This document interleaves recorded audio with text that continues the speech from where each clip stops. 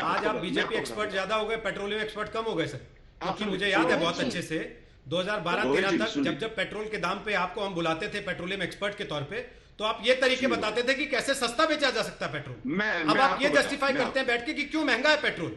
रोहित जी बात सुनिए, मैं यहाँ पे भारतीय जनता पार्टी का राष्ट्रीय प्रवक्ता की हैसियत से भी बैठा हुआ हूँ, और इसलिए मैं आपको कह रहा हूँ जो एक्साइज कलेक्शन है और एक्साइज जो टैक्स लगता है, क्या उसके अंदर कोई थोड़ी बहुत कटौती की जा सकती है? आप 2 रुपए कटौती कर देंगे। राज्य सरकार है, महाराष्ट्र सरकार, आप देखिए राजस्थान 38% वैट लगा दिया, ऊपर से सेस भी लगा दिया। कांग्रेस, हो सकता है उनके पास कोई सीक्रेट फार्मूला हमको दिखा दे, हम उनसे सीख लेंगे। महाराष्ट्र सरकार, जब बंबई में सबसे ज्यादा टैक्सेस लगते हैं और उसके ऊपर सेस भी लगते हैं, क्या उनके पास कोई ऐसा फार्मूला है? वो कर दें। अंग्रेजी में कहावत है चैरिटी बिगिंस एट होम।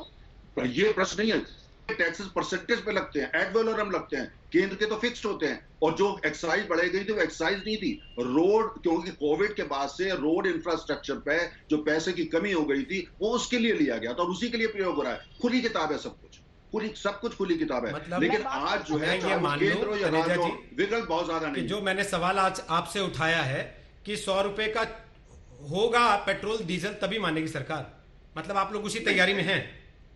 नहीं, देखिए प्रश्न, सरकार कीमत तय नहीं करती है। पेट्रोल डी कंट्रोल कर दिया था डॉक्टर मनमोहन सिंह ने, डीजल डी कंट्रोल का फैसला उन्होंने किया था। दोनों फैसले कांग्रेस ने किए थे, सरकार के अधीन नहीं है। कांग्रेस ये सवाल पूछ ही नहीं सकती। दोनों डी कंट्रोल्ड है और डीजल को डी कंट्रोल का इंप्लीमेंटेशन हमने किया था, लेकिन फैसला डॉक्टर मनमोहन सिंह की सरकार ने लिया था, जिसको जानकारी नहीं है उसको बहस नहीं। आपके पास आते हुए आप कह रहे हैं मैं महाराजगंज में हूं, मैं यहां पर देख रही हूं हर रोज समाजवादी पार्टी के कार्यकर्ताओं को, देखा होगा आपने, कल लाठियां भी पड़ी उनको, लखनऊ में भी जगह जगह वो प्रदर्शन करने की कोशिश कर रहे थे। क्या वजह है कि पेट्रोल डीजल के दाम, जबकि आप खुद मान रही हैं कि जनता को चुभ रहे हैं, आप लोग सरकार को उस तरीके से घेरने में, पकड़ पाने में कामयाब नहीं हो रहे कि वो पेट्रोल के दाम कम करने पर या कंट्रोल करने पर मजबूर हो? 21 दिन से लगातार बढ़ रहे हैं दाम। रोहित जी, इसमें भी विपक्ष को ही घेरिएगा या इसमें सरकार से सवाल होगा? सबसे पहले तो भाजपा को इस माइंडसेट से निकलना पड़ेगा कि वो सरकार में है, वो अब विपक्ष पे नहीं है। चीजें अगर गलत होंगी, चीजों का अगर जवाब चाहिए होगा तो सरकार से ही पूछा जाएगा, विपक्ष में नहीं है भाजपा। भाजपा 6 साल से सरकार में है।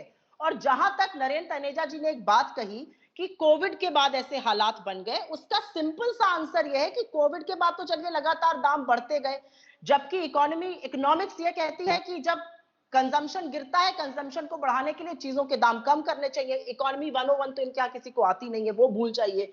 जो 2014 से 2020 तक 12 एक्साइज ड्यूटी की हाइक सेंट्रल गवर्नमेंट ने करी है और 20 लाख करोड़ रुपए कमाए हैं, वो तो कोविड के पहले से ही चल रहा था। डीरेगुलेटेड है पेट्रोल डीजल, इन्होंने डीरेगुलेट किया, चलिए कोई बात नहीं। अगर तेल महंगा होगा अंतरराष्ट्रीय बाजार में तो उपभोक्ता को ज्यादा देना पड़ेगा, अगर कम होगा तो उसको कम देना चाहिए। अगर हम उसको कम नहीं अभी भी ज्यादा दिला रहे हैं तो कहीं पर तो अनैतिकता है सरकार की। क्यों हम मिडिल क्लास को, क्यों हम गरीबों को, क्यों हम किसानों पर इतना कहर बरपा रहे हैं? अरे आपने उनसे ऊंचे वक्त में ऊंचे दाम लिए, अब जब दाम कम हो गए तो उनसे कम दाम लीजिए। 2004 अगस्त में वही कच्चे तेल का दाम था जो आज है $40 पर बैरल से नीचे।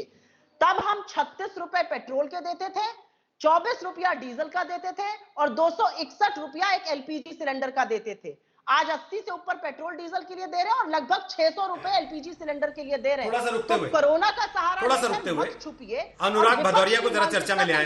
अनुराग भदौरिया, अगर मुझे सुन पा रहे हैं तो देखिए आ रही है आपकी आवाज। देखिए मैं आपको एक चीज बता दूं, आज जिस तरह की हालत किसानों की हुई है, शायद भारतीय जनता पार्टी भूल गई है कि किसान की बुआई, सिंचाई, कटाई और ढुलाई, इसमें उन्हें ट्रैक्टर की, थ्रेशर की और ट्यूबवेल की जरूरत पड़ती है जिसमें डीजल लगता है। अगर डीजल महंगा होगा तो आप किसान की आर्थिक स्थिति कमजोर कर रहे हैं। अनुराग भदौरिया, आ रही है, आप लोग तो डंडे भी खा रहे हैं। कल लखनऊ में देखा हमने, पुलिस ने काफी लाठियां बरसाई पेट्रोल डीजल के दाम को लेकर, समाजवादी पार्टी ने जो प्रदर्शन किया। बोलिए अपनी बात, पहले आप बोल लीजिए, फिर राघव चड्ढा के पास और वाजपेयी जी के पास। मैं अपनी बात कह लूं, आपने देखा होगा किसान की बुआई, सिंचाई, कटाई और ढुलाई, चारों चीजों में किसान को ट्रैक्टर, थ्रेशर और उसको जरूरत पड़ती है ट्यूबवेल की।